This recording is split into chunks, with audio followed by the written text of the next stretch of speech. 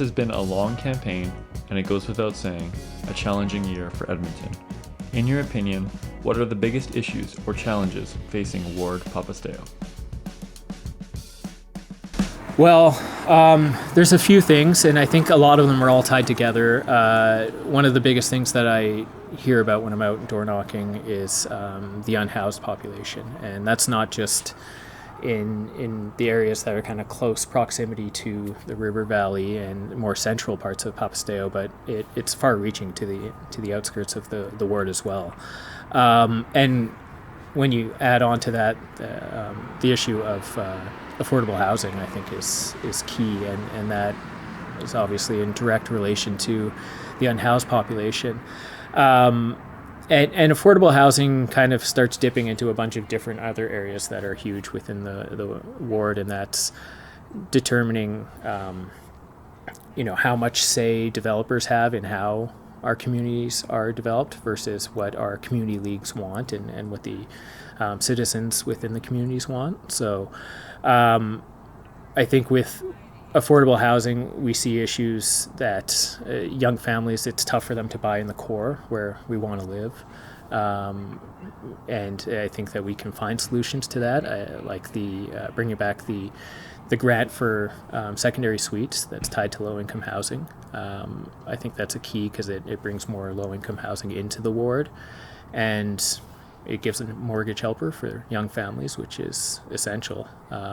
And it also starts adding to the feel of the communities by giving us the option to have garden suites or basement suites are essential. But the number of garage suites you see in Ritchie, it's just great for the feel here. And then as you go onto the outskirts with that development issue, I think that there are some communities that are opposed to lot splitting, and I understand their concern, and I see that it's important that we densify throughout the ward, but I don't think that we need to push communities to do that just yet, and hopefully we can ease those communities into it. Well, I mean, that all comes down to what I hear from people.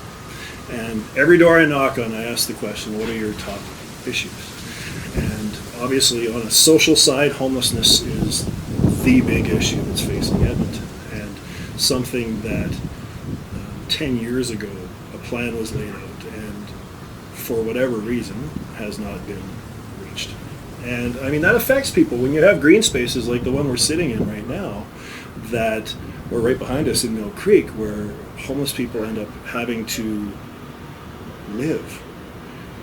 That affects them, that affects the people that use that green space and the people that live around it as well. So socially, that's the biggest issue. I also hear a lot of people saying kind of the same thing that I said when I started, is that my taxes keep going up, but what we need isn't being addressed. So those are the two biggest ones, I think, that I've heard of. And what kind of transcends every neighborhood, and what I've heard from 99% of when people are affected by it, is the transit system in itself has not been a user-friendly or very accessible system. So that needs to change as well. And the redesign that was just done in April, from what I've heard from a lot of people, has actually made it worse, not better.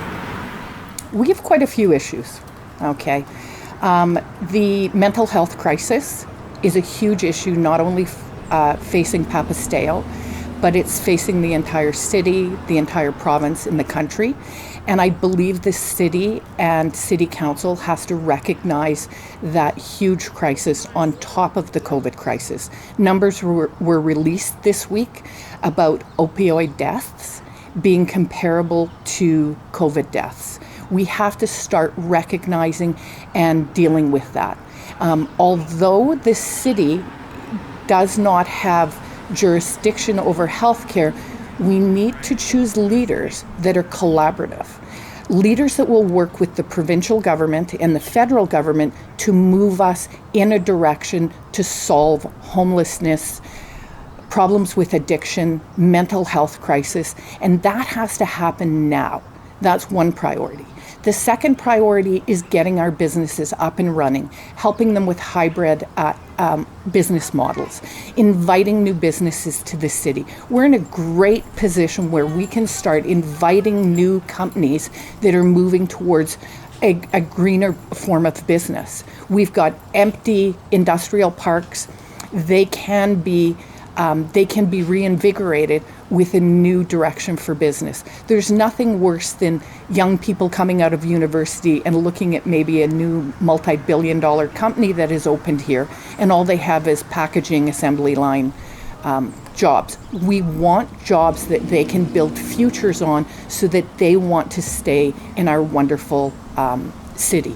The other thing is Papastew is all now a mature neighborhood, which is amazing. I want to welcome Ritchie into that fold, because you were like Aspen before, where we had a hybrid ward. We don't now. We have a full mature neighborhood ward, and that will be really exciting to work with in the future. Absolutely, it has been tough for many of us. Many of us have had struggles personally, economically, socially, in our friends and family. The biggest issue I hear about on the doorsteps is still absolutely is COVID and how we're going to recover from COVID. And I think we're at a fork in the road.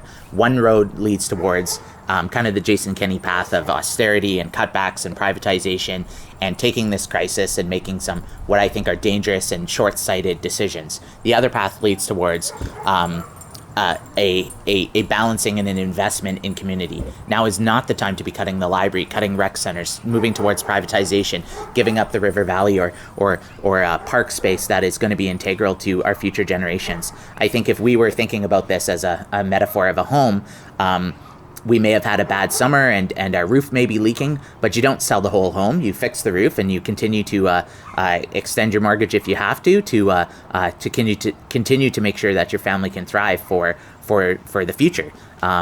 It's whether we're talking about the cuts to the University of Alberta, the cuts to education, the cuts to these are our neighbors. These are our neighbors that are facing precarious employment right now, that are worried about their situation, and we need to make sure that as a city we don't go down that path, that we continue to invest in each other, and that means building a city we can all be proud of, investing in our libraries, our rec centers, our recreation opportunities, are implementing smart city planning that works for all of us, and that's I think going to be core to our long-term recovery beyond COVID.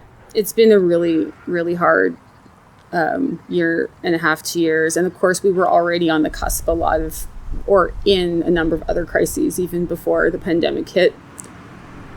For Papastew, I see a couple pieces. I mean, so first of all, we are embarking on a massive change process, both partly because we have to. So we have to make some big changes to address our climate goals.